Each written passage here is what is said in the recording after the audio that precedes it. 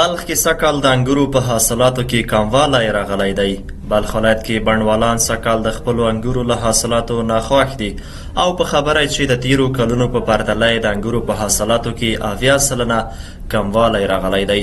وچکالي د کرنې ریاست له لوري د کروندګرو نه ملاتړ او د معیاري سړکونو او د بهرني بازار نشتون هغه ستونزې دي چې بلخي بڼوال ترې خوښ نه برېښي. دغه بڼوالان وایي که یادې ستونزې حل شي و به کولی شي چې د کرنې برخه کې په ځان بسیا شي. نسبت به سالهای قبل امسال انگور کم است. انگورهای مردم خنک زدن. ما بسیار زحمت زیاد که سر زیر پود کرده بودیم. از باغ ما حاصلش خوب است نسبت به باغای مردم. دیگه ما از زراعت میخوایم برای ما کود کمک کنه. قفسچای باغ ما بسیار خراب شده، کهنه شده. دیسی از او کمک کنن. دیگه کمبود آب داریم. همه حال کود در باغ انداختیم او نیست که بتیم. به دلیل از که امسال یخبندی بود وقدر حاصلات چیز در سالهای پیش کمتر است. امسال حاصلات در سالهای پیش میخوام که از زراعت خواهش داریم که بر ما کمک کنه درباره کود کیمیاوی، ادویه‌جات. این سال نسبت در سردی هوا جایش یعنی تو یخ زده. از زراعت خواهش میکنیم که دهقانا همکاری بکنن در نسبت کود. دیگه چیزایی که در دهقان ضرورت است کمک بکنه. ورته مهال د بلخ د کرنې اوبو لګونې او مالدارۍ ریاست مسؤلین د کروندګرو بڼوالانو یادې ستونزې مني خو لامل یې وچکالي او سږکال د یخنۍ لوړه کچه بولي.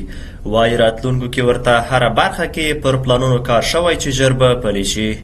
بازاریابی و باید ما کوشش میکنیم که باید در خارج باید صادر شود. همچنان پیشنهادات هم کردیم. در رابطه با سردخانه ها هم ما پیشنهادات کردیم که باید سردخانه داشته باشیم. اینا ذخیره شود در وقت زیادش، در وقت کمبودش باز کشتی شود. انشالله ما به همکاری دهاقین انشالله به وزارت پیشنهادات را کردیم.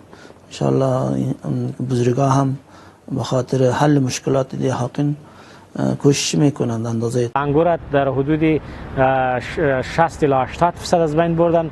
انگورایی که سر چایله بودن، چایله‌ای بودن، اونا را تقریبا 80% از بین بردن. و انگورایی که خوابیده پشته و جویه بودن از سابقه باقی ماندن و هم در حدود 60 الی 70% از بین بردن. دیگه امسال ما بدبختانه نظر به سردی هوا محصولات انگور خیلی کم داریم. حتی خود درختش از بین برده. چه علاج شود که ما منتظر محصولش باشیم. و یک مقدار محصولی که بسیار ناچیز در بازارها میبینین یا هم از مانگورای خاربیده و یگان چایله‌ای کسایی که داشته او را محفوظ نگهداری کردن. دیگه در ضمن امسال ما بدبختانه محصولات انگور خیلی پایین داریم. سال گذشته ما در حدود از هر هکتار 2 تن، 20 تن، 18 تن، 17 تن تا 25 تن هم در فی هکتار حاصلات داشتیم. و متاسفانه امسال اگر ما بگیم که 20% حاصل هم نداریم، ما گفته میتونیم که 20% محصولات انگور حاصلش کاهش یافته. د کرنې ریاست د معلوماتو له مخې بلخ ولایت کې په 3500 هکتاره ځمکه باندې د انګورو ونې کرل شوي چې تیر کال ترې شاوخوا 10 زره چونه انګور لاسته راغلي وو، خو سږکال د اټکل له مخې حاصلات 80 سلنه کم شوي دي. اندېښنې دا دي که وچکالي او نورې ورته ستونزې دوام ولري، شونې ده چې ګڼ شمېر د تازه میوو باغونه به له منځه ولاړ شي.